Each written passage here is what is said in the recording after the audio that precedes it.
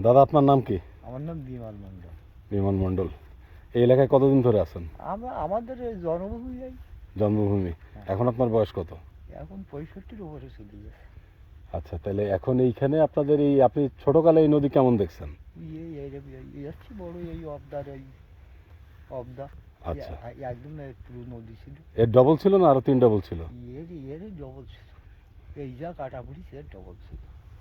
তাহলে এখন আপনার কি মনে হয় যে আর কতটুকু কাটা দরকার আছে?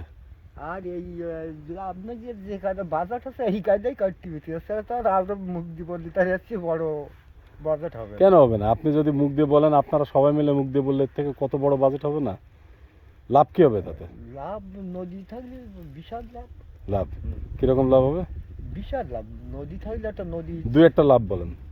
এই যেরকম ধান হবে, বিলি জল টল পুড়ি গেলে ধান হবে, আচ্ছা, আর মাছ হবে, সব দিক থেকে। মাছ কি এখন একদম পান না পানি না?